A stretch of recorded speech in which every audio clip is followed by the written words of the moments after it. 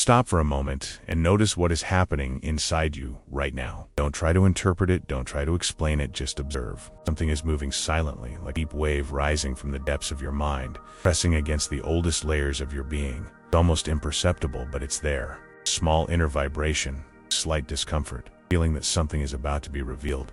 None of this is accidental. Carl Jung said that certain moments in life are not ordinary moments, but points of contact with what he called the numinous, a psychological force that crosses the surface of consciousness and tries to draw the individual's attention to a truth they have avoided for too long. Perhaps you have never stopped to notice, but some messages only arrive when your psyche decides that you are finally ready. And if you are here reading these words, it is because something within you, something deeper than rational thought, authorize this encounter. Jung believed that there is no such thing as coincidence when someone encounters an idea that disturbs, provokes, or enlightens them. He said that these sensations don't come from outside, they come from within. They come from a part of you that knows more than you do yourself. A part that observes your trajectory, your fears, your choices, your repeated patterns, and understands that the time has come to shake the structure that keeps you trapped in the same decisions, same excuses, the same results. Perhaps you feel a strange weight in your chest, or a slight chill on your skin, or that indescribable restlessness that arises when something important is about. Don't fight it. That's how the unconscious speaks when it wants to be heard. Jung always said that the mind doesn't awaken through explanations, but through impacts. That's why certain words seem to pierce through you, as if they were destined for your story. Have you ever had the feeling that a phrase, look, a dream, or a sudden thought appeared precisely when you need? He called this synchronicity, when the external world responds exactly to what your inner self sees, even if you haven't consciously realized. Perhaps that's what's happening here. Perhaps this isn't just a reading. Perhaps it's one of those encounters that silently reorganize oneself and a But before moving forward, ask yourself honestly, how many times have you ignored these? How many times have you felt the urge to do something, to change something, to act in a different direction, and yet you back down?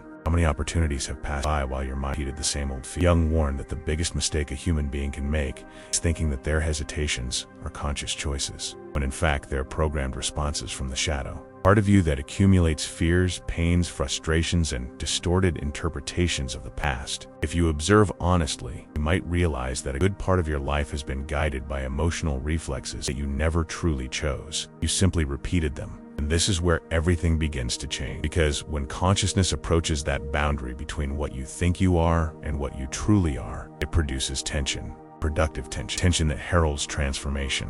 Jung used to say that no true change happens without. That's why this unsettling feeling growing inside you shouldn't be avoided. It's a warning. It indicates that something within you is beginning to awaken, like a light pressing against the darkness from within. Perhaps you can't yet understand exactly what is awakening. You can feel it. And feeling is the first step to seeing. Imagine for a moment that Jung were here, observing you with that penetrating gaze that searches deeper than your appearance. He wouldn't be interested in what you do, nor in what you've achieved or failed to achieve. He would be interested in something else, what you avoid, what you fear, what you repress. Would look at the places your mind tries not to look, because it is in those places that the key to your expansion is hidden. Jung said that what you need most will always be where you least want to go. Perhaps upon reading this, you feel some kind of resistance, even irritation. That's good. It means we've touched on the right point. Have you ever noticed how some people seem to move through life with an inner strength you don't understand, as if they had access to something invisible?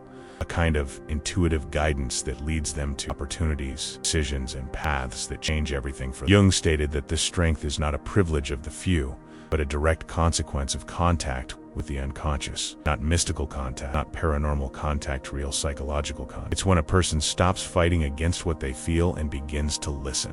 When they recognize that there is something inside them that knows where they need, something that sends signals, something that tries to guide them, something that for years probably ignored. The most intriguing thing, however, is that Jung said these signs never appear in a grand way. They emerge as details, an unexpected thought, a memory that returns for no reason, a silent desire, a sudden discomfort, an impulse you can't explain. And it is precisely because they are subtle that almost everyone, the rational mind, tries to dismiss them as nonsense. But the unconscious doesn't send nonsense, it sends directions. Directions that, if followed, would completely alter your relationship with abundance, purpose, inner strength, and destiny. What if that sign is appearing right now, at this very moment as you? What if that feeling you've tried to ignore your whole life is exactly what has always been trying to move you to a higher level of consciousness? Why do you feel what you feel right now? Why did this text reach you now? Why has your breathing changed slightly? Why does your body react before you explain it? Jung would say that the unconscious is calling. And when it calls, ignoring it is always more dangerous. Have you ever noticed how, at certain moments in life, everything seems to align? As if a tiny detail, something almost insignificant, triggers a chain reaction that completely changes Perhaps it was a conversation you didn't expect to hear, an opportunity that arose unexpectedly, an old memory that returned out of nowhere, or even a quick encounter with someone who seemed irrelevant but planted a seed you could never ignore. Jung said that these moments are not random. He believed that external life responds directly to the secret movements of the psyche, as if the unconscious were trying to organize the facts to lead you to a revelation you've avoided for too long. And when this organization begins, everything around you takes on a different meaning, more alive, more connected. But only those who are attentive notice. Think about situations you've experienced and only understood why much later. That job that didn't work out, that forced you to see your own strength. That relationship that broke something inside you, but freed something greater than the pain. That failure that made you start over in a way you never would have tried if everything had gone right. At the time, it seemed cruel. Later, it seemed inevitable.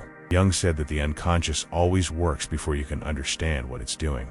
It orchestrates crises to provoke movement. It orchestrates voids to provoke searching. It orchestrates signals to provoke awakening. But most of the time, you interpret these movements as bad luck, chaos, or disorder. Only later, sometimes much later, do you realize that they were paths being opened behind doors you didn't even know existed. That's why some people seem to move forward much faster than others, not because they are special, enlightened, or privileged, because they have learned to listen. They don't ignore the small discomfort. They don't stifle the sudden impulse. They don't rationalize the hunch that arises out of nowhere. When something inside them pulsates, they stop, they observe, they reflect. And when they realize that this internal movement repeats itself, trust. Have you ever felt something like that? That moment when everything inside you said go, even if nothing outside made sense. Perhaps it was before making a life-changing decision, or the instant you realized that staying in the same place would cost much more than risking the unknown. Jung said that this type of impulse is a form of communication from the conscious, a reminder that there is something greater than fear, just waiting for you to step. But the truth is, you don't always listen. And when you do listen, you don't always believe. Because the conscious mind has been trained to demand certainties, guarantees, concrete proof that everything will work out even before it begins. It has been conditioned to trust only what it already knows. That's why you hesitate when the sign appears. That's why opportunities pass before your eyes, and that's why your life gets stuck in repeating circles, old scripts being played out again. Jung said that until you make conscious what is hidden, will direct your life, and you call it fate. How many things have you called fate when, in fact, they were repetitions? How many cycles have you accepted as inevitable when, in fact, they were reflections of the part of you that wanted to remain asleep? Consider some of the most decisive moments in your life. How many times have you felt that something was wrong before even understanding what it was? How many times have you realized you should leave a place, cut a tie, or change an attitude, but only mustered the courage when you were already too worn out? How many times have you known you needed to do something, not because someone told you, but because your own soul was warning you, yet you ignored it? Jung insisted that ignoring these signs doesn't eliminate their presence. It only intensifies them. The impulse returns as restlessness. Restlessness returns as anxiety.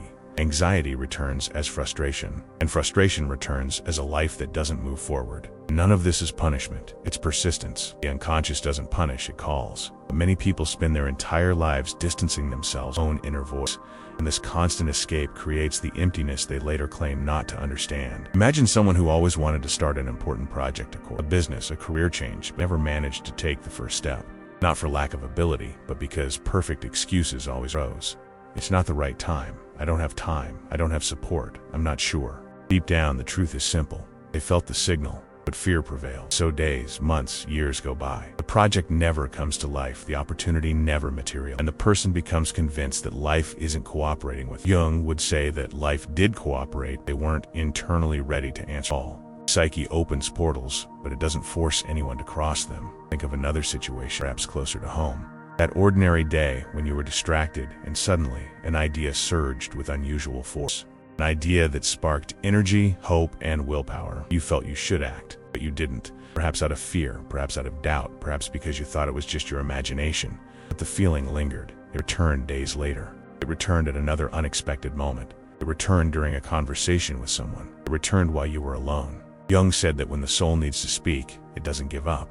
It turns, repeats, it disturbs. It forces fissures on the surface of consciousness until you can no longer ignore. And it is precisely this cycle, this repetitive, insistent, silent movement that differentiates those who awaken from the people who transform their lives are not guided by chance. They are guided by perception. They understand that certain impulses are not common desires, but internal invitations to a new state of existence. They intuit that the external world only changes when the internal world has already changed. And when they perceive this alignment, follow it, even without guarantee, even with fear, even without knowing what will happen. Because for Jung, true growth only happens in unknown territory. And perhaps the most important part is this.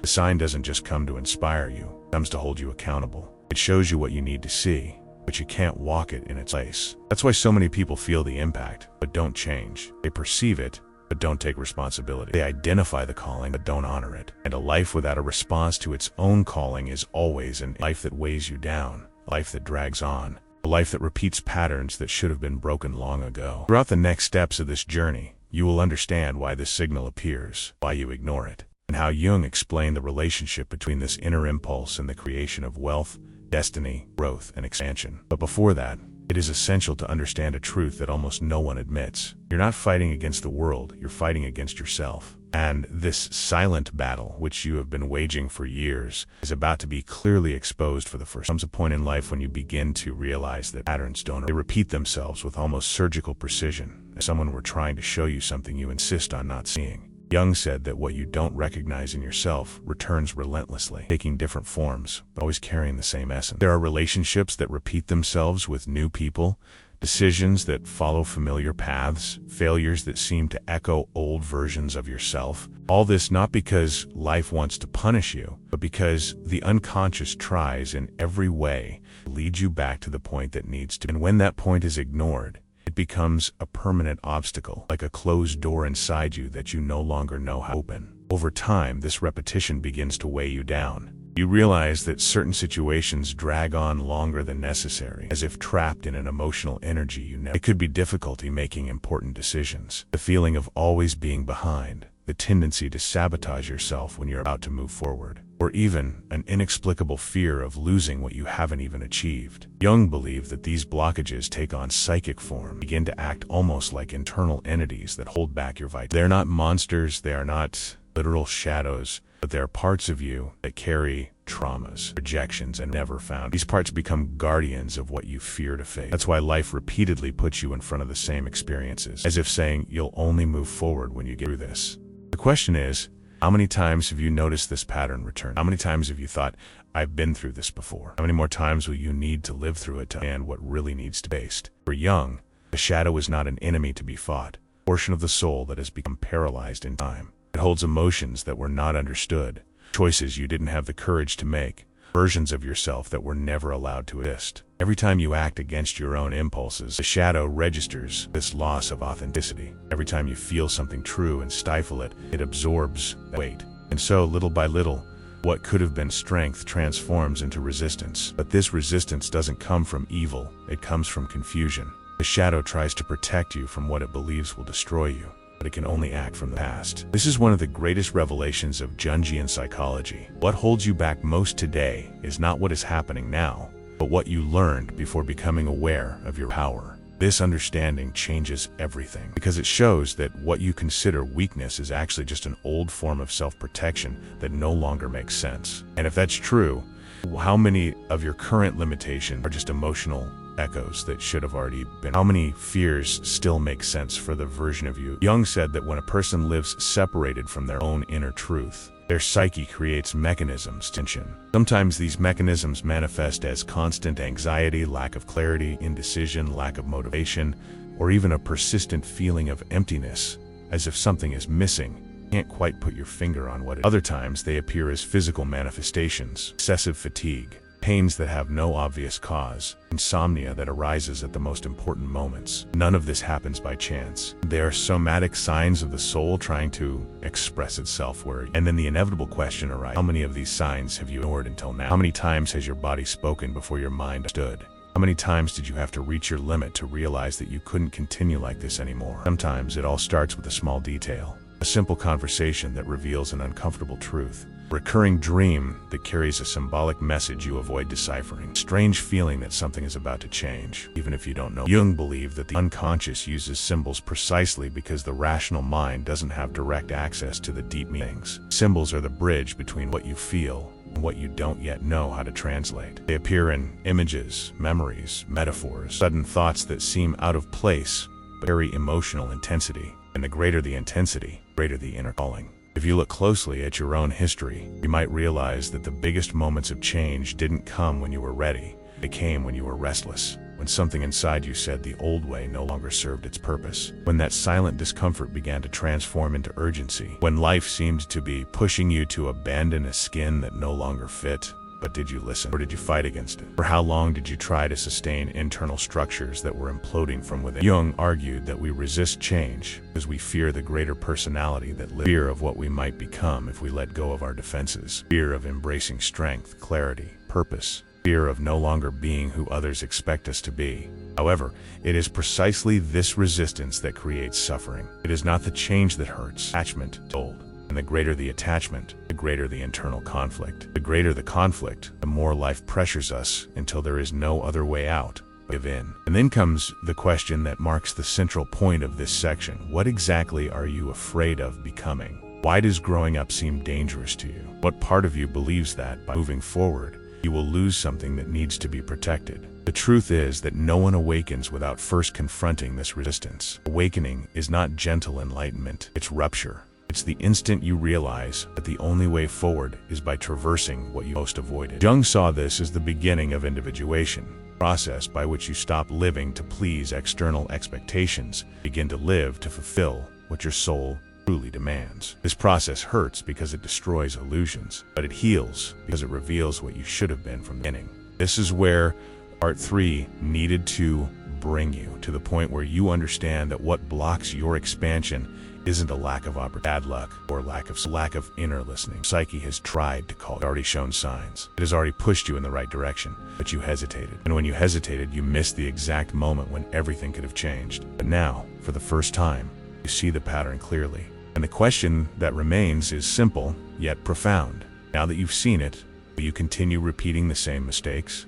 or will you finally overcome what lies before you? There are moments in life when something inside you stirs with such intensity that it's impossible to ignore. It's not ordinary emotion, not logical thought, it's not a rational conclusion. It's an inner spark, almost like a light turning on without warning.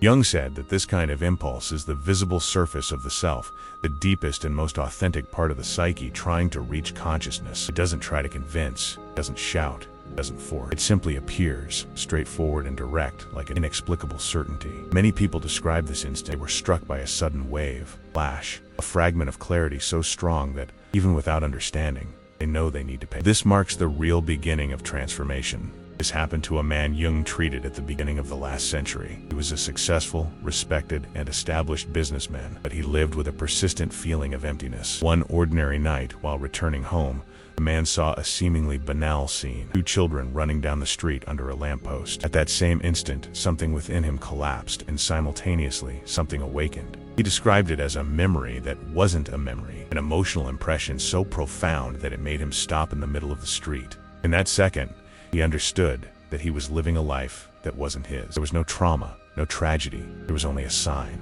a living symbol emerging from the unconscious to rescue a part of him that had. Jung said, this happens when the psyche can no longer tolerate the distance between who you are and who you pretend to be. And although it seems improbable, there are countless accounts of people who have experienced transformations from minimal, almost insignificant, random phrase uttered by a stranger. A dream that seemed absurd carried such great emotional force that it remained in the mind for days. An impossible coincidence, so precise that it seemed to have been carefully orchestrated to provoke reflection. Jung investigated these phenomena with fascination because he believed that external reality responded to the internal movement of soul. He observed that many important changes begin silently, without drama, without grand gestures, but carrying an overwhelming psychological power. In one of his studies, Jung recounted the case of a woman who repeatedly dreamed of a blue butterfly. Nothing special, just a butterfly landing on her hand. She ignored the dream for months, until one day, while walking through a park, a blue butterfly landed in the exact same spot as in the dream. It was an improbable event, almost statistically impossible. But at that moment she felt something she hadn't felt in years. Belonging, direction, meaning. It was as if the universe had responded to what her unconscious was trying to say. This seemingly insignificant event was the impulse that led this woman to change career, correct choices and relationships, and rebuild her own identity. When Jung heard this story, he simply said, "Self has found the right language." That's what makes the sign so powerful. It doesn't arrive with explanations, it arrives with impact. It doesn't arrive telling you what you should do, it arrives showing you who you can no longer be. The sign always reveals first what no, and it is precisely in this revelation that comfort appears, because the rational mind tries to cling to everything it knows, means, roles, justifications, efforts, expectations. But the psyche doesn't care about convention, it cares about what is true. And when this inner force moves, the person feels it, even if they try to ignore it. The sensation can be pure subtlety, a tiredness that didn't exist before, a lack of belonging in places that once seemed natural, an irritation that appears out of nowhere, a desire for change that grows silently. Or it can be something more abrupt, sudden decision, unexpected break, courage that arises from nowhere. What is most surprising is that Jung believed this force arises not only from internal necessity, but also as a response to something greater, something collective. He said that at certain periods in life, it's as if the individual is pushed to a kind of psychic crossroads where profound changes become inevitable. Synchronicity begins to intensify, coincidences accumulate, sensations crystallize, and then the person realizes they can no longer deny. It's as if the world reorganizes itself, so that you finally see what has always been there. But what happens when a person tries to resist? What occurs when the signal appears and they refuse to move? Jung said that the unconscious doesn't retreat, it increases the volume. It repeats messages, it creates tension. It puts you in situations that mirror what you face. And when nothing else works, it provokes external ruptures so that you awaken internally. That's why some people only change after collapses, crises, losses, or moments of emotional exhaustion. Not because life wants to punish them, but because they ignored all the gentler ways in which the unconscious tried to communicate. Perhaps you felt this before, feeling that something needed to change. You put it off. The discomfort of remaining in a place where there was no longer life, but stayed. The persistent feeling that you were wasting time, but you continued. How many times has the truth knocked on your door while you were trying to convince it to come back later? And for how long do you think this kind of procrastination can continue without profound effects on your energy, your motivation, your results? The truth is that something inside you already knows you can't keep repeating the same pattern. You already know that the next step won't just be an external choice, but an internal decision. And what Jung called the awakening of the self is nothing more than the moment when this inner truth becomes too strong to be stifled. It's when you realize that what you're looking for isn't outside,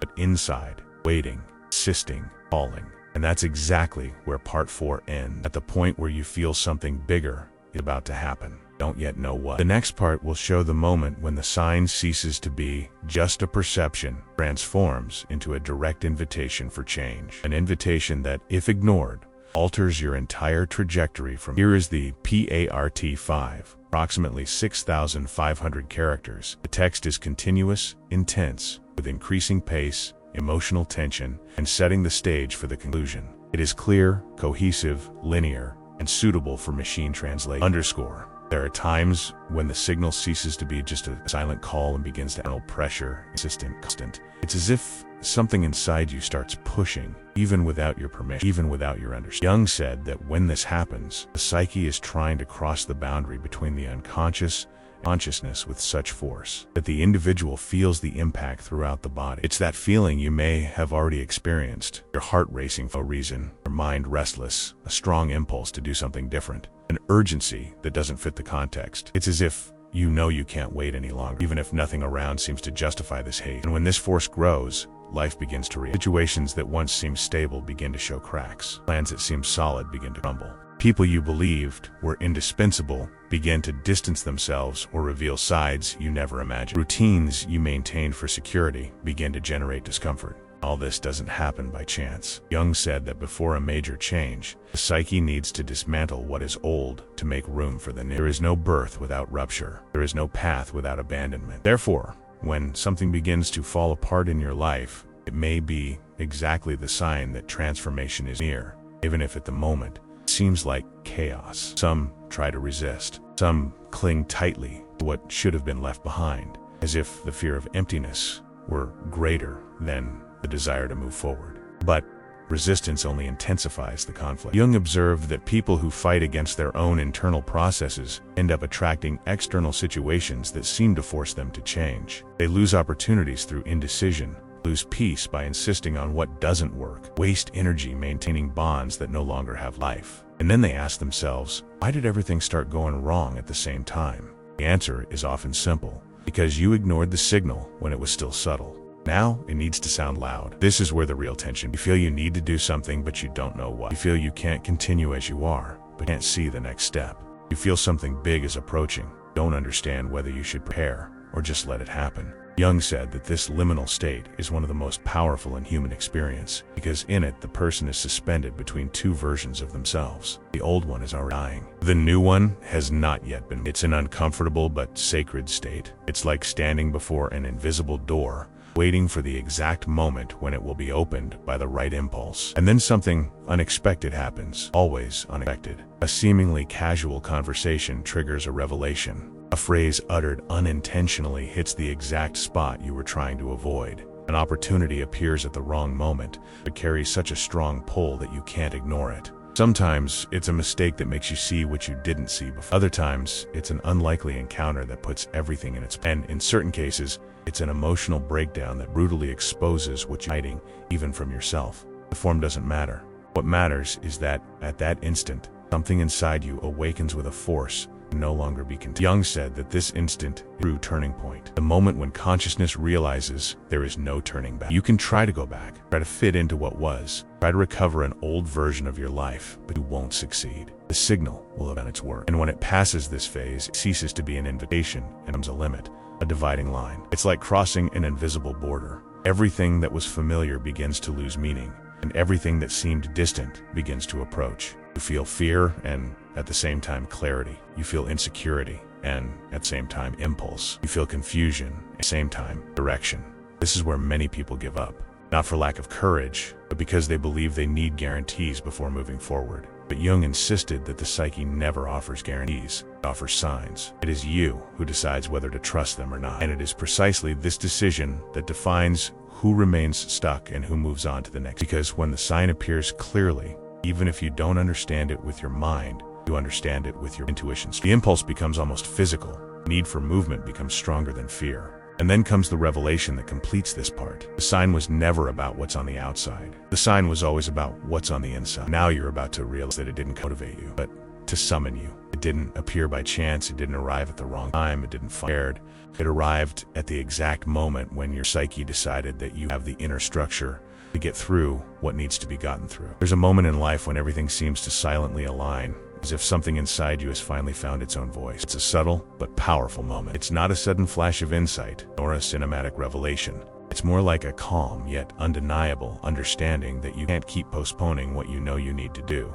Jung said that true awakening doesn't come with noise, but with an inner change so profound that the world seems different, even if nothing around has changed. This is the moment when the signal ceases to be just an impulse, becomes an inevitable call, a path that silently, yet irresistibly. Perhaps you're feeling something like this, a mixture of fear and clarity, a discomfort that, paradoxically, brings an intimate recognition that what you have been avoiding can. And this is not weakness, it is psychological maturity. Jung said that the psyche knows when you're ready, even if you still think you are not. That is why the sign appears exactly when it doesn't arrive earlier because you wouldn't have the structure. It doesn't arrive later because it would be too late.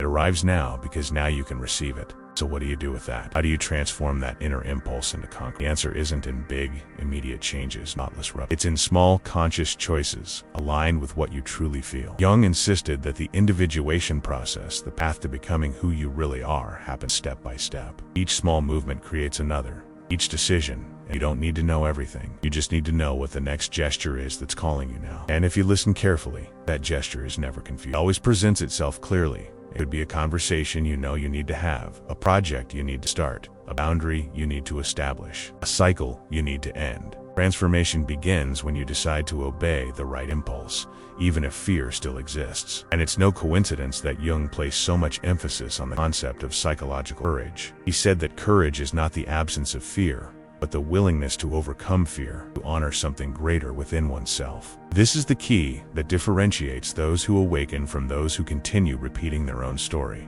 People who transform their lives are not those who have the most certainties, but those who have the most authenticity. They acknowledge their fears, but they don't allow them to be the main narrators of their. Perhaps you're wondering if there's a right time to take a step. The truth is, there is no right time. What exists is the moment when you feel you no longer fit into the same version of that moment is now. You realize this because something inside you changed during this video. Something was touched, rearranged, illuminated. It doesn't matter if you understand everything rationally. The emotional understanding is, and this kind of understanding never appears by chance. Jung said that when a message deeply affects you, it's because it came from the same part of you that is ready to evolve. Perhaps the sign for you is to stop hiding behind excuses. Perhaps it's to abandon an old narrative about who you can or cannot. Perhaps it's to embrace a desire you've repressed for years.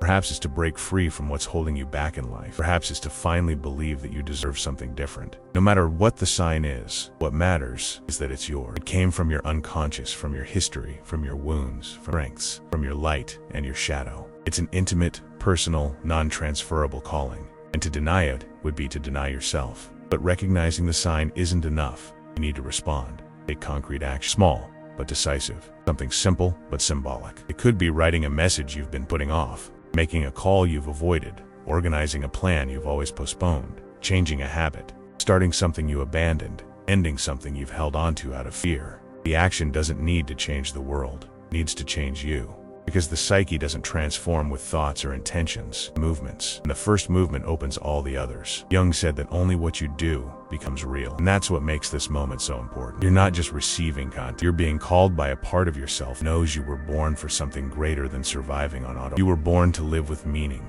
with depth, presence. And the first proof that you understand this is making a commitment to yourself. So here's the final invitation, direct and simple. Take your next step today, not tomorrow, not later. Today, even if it's small, even if it's discreet, even if only you know. Honor the sign while it's still alive within you. Because if you postpone it, life can take months, sometimes years, put you back at this same point. And now, before we finish, I want you to do something important. Record your decision. It doesn't have to be public. It doesn't have to be long. You don't need to explain anything. Just create a space for your psyche to acknowledge the commitment you are making at this moment. Write in the comments, even anonymously, following words. I saw the sin, the psychological anchor, an internal landmark, a way of saying to yourself, I heard, I understood, and I choose to respond. If this video resonated with you in any way, please like it to strengthen this message. Subscribe to the channel to continue this journey and share it with someone who might be experiencing the same calling. This is the moment your path begins to change. And from here on out, you will never be. The signal appeared. Now it's yours.